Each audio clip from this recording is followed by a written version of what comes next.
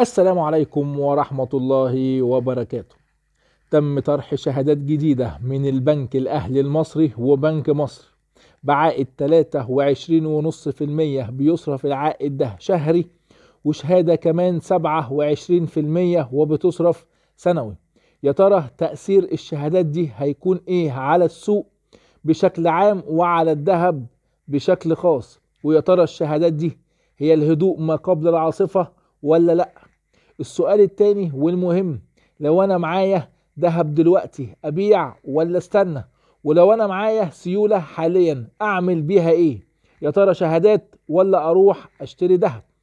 الفترة اللي فاتت الكل كان بيراهن على الفيدرالي الامريكي انه بعد اخر اجتماع في سنة 2023 هيبدأ ان هو يخفض الفايدة في الربع الاول من عام 2024، من اللي هو يناير فبراير مارس بالتحديد. ولكن جه محضر الفيدرالي الامريكي يوم الاربع عكس التوقعات. ده اللي هنتكلم فيه النهارده، ما تنساش تعمل لايك ويلا بينا. السلام عليكم.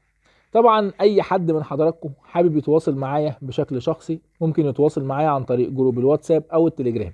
ده طبعا بيبقى اسرع من اليوتيوب، وهسيب لحضراتكم اللينكات بتاعتهم تحت في اول تعليق. السؤال اللي شاغل الكل وشاغل بال حضراتكم جميعا دلوقتي، هل طرح الشهادات الحالية مرتبط بالتعويم ولا لا؟ امبارح الخميس شفنا البنك الاهلي وبنك مصر بيطرحوا شهادات بنسبة فايدة 23.5% بيصرف العائد شهري. يعني ايه الكلام ده؟ يعني حضرتك على سبيل المثال لو معاك 100,000 جنيه، طبعا هتاخد فايدة 23.5، ده هيصرف العائد شهري. لو ضربت الرقم ده في 100,000 جنيه هيدي لحضرتك 23,500. اقسم الرقم ده، طبعا الشهادة دي لمدة سنة، اقسم الرقم ده على 12 شهر هيدي لحضرتك 1958 جنيه. ده العائد بتاع حضرتك على 100,000 جنيه، ده شهري.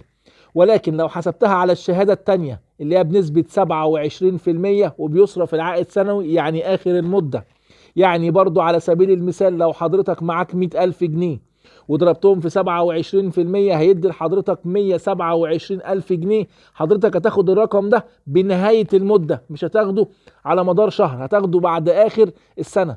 طيب السؤال دلوقتي، الشهادات دي لما اتطرحت وجت من غير تعويم، طيب ايه السبب؟ لازم حضرتك تفرق كويس جدا بين شهادة استثنائية اضطرارية وشهادة استثنائية او شهادة التعويم. يعني ايه الكلام ده؟ يعني حضرتك دلوقتي البنك الاهلي وبنك مصر كانوا مضطرين ان هم يطرحوا الشهادات دي دلوقتي وفي التوقيت ده علشان خاطر شهادة ال25% اللي هتتفك، واللي هيخرج للسوق 500 مليار جنيه. وده رقم كبير مش صغير، قادر انه يرفع معدلات التضخم لارقام فلكية. علشان كده هم اضطروا ان هم يطرحوا الشهادات دي دلوقتي عشان يقدروا يمتصوا اكبر عدد من السيولة ما يخرجش بره البنك. اما الشهادة التانية اللي هي شهادة التعويم، دي شهادة لازم تكون برقم كبير وما يكونش متوقع من حد. يعني كلنا كنا متوقعين 27 30% عشان خاطر تجبر او تجذب اصحاب ال 25 ان هم يحطوا فلوسهم فيها. لكن شهادة التعويم دي شهادة هتكون برقم كبير عشان تجبر حضرتك ان انت تروح تحط فلوسك فيها. طبعا وزي ما احنا عارفين في ناس مش مقتنعة بالارقام الحالية للشهادات الجديدة ومش هتروح ناحية البنك، وفي ناس شايفة دلوقتي ان الذهب ارقامه عالية ومش هروح ناحية الذهب. طبعا بعد شهادات ال25 ما تخلص خالص ويتلم منها السيولة، في اللي هيروح جوه البنك وفي اللي هيروح في الذهب. في جزء كده هيفضل معاه سيولة. الجزء ده طبعا البنوك هتبقى عارفة ان في ناس معاها فلوس، فهتنزل لحضرتك بشهادة كبيرة عشان تقدر تقنعك وتغريك ان انت تحط فلوسك فيها. هي دي بقى شهادة التعويم اللي هتجبر حضرتك ان انت تخرج منها الفلوس. عشان كده انا شايف الناس اللي مش هتروح ناحية البنك دلوقتي ومش هتروح ناحية الدهب، هم الشهادة دي اللي هتتعمل لهم علشان لما يحصل تعويم يقدر ما يكونش في السوق في سيولة نهائيا. طيب كلمة حق هقولها وانا وحضراتكم على الله، طبعا مصر عمرها ما هتكون زي لبنان، مع احترامي طبعا لشعب لبنان. ولكن ما فيش حاجة اسمها ان حضرتك تروح البنك علشان تاخد فلوسك ويقول لحضرتك ما فيش فلوس او خد جزء وسيب جزء. الكلام ده من وحي الخيال. الكلام ده بيتقال عشان إثارة الفتنة ليس إلا. ولكن انا وحضراتكم متفقين ان احنا بنعيش موجة تضخم عالية جدا ما شفناهاش قبل كده. علشان كده لو حضرتك مش محتاج عائد شهري، تقدر تروح تحط فلوسك في ذهب او في سيارة او في عقار او في اجهزة انت حضرتك عايزها او محتاجها.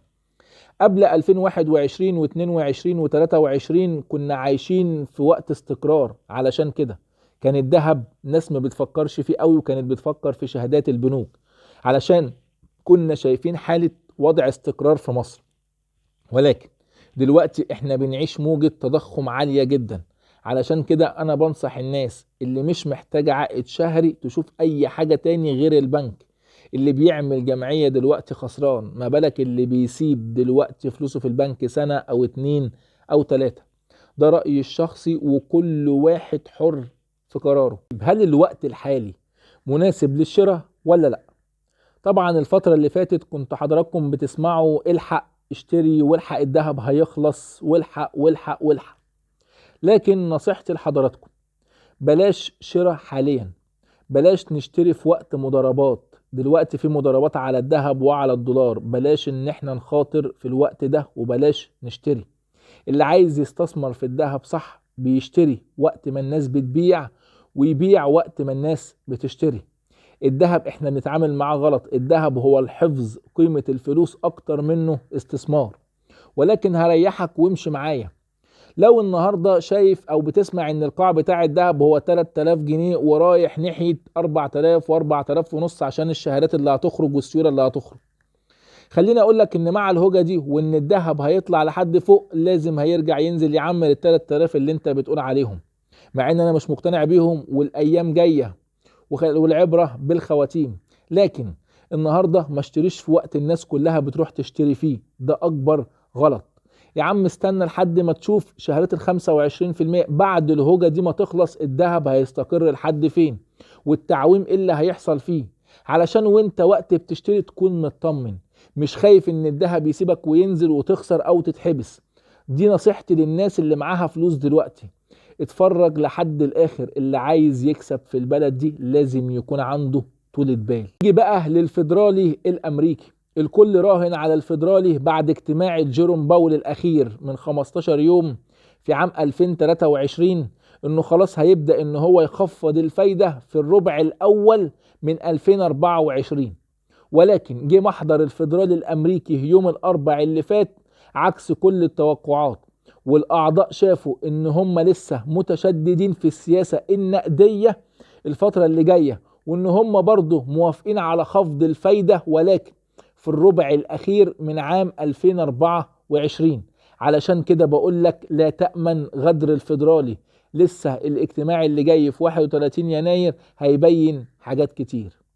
في الاول وفي الاخر دي وجهة نظري ومش بلزم اي حد من حضراتكم بيها. لو عجبك الفيديو ما تنساش تعمل اشتراك في القناة وتفعل زر الجرس عشان يجيلك كل جديد. واي حد من حضراتكم عنده استفسار سيبهولي في الكومنتات وهرد عليك. سلام.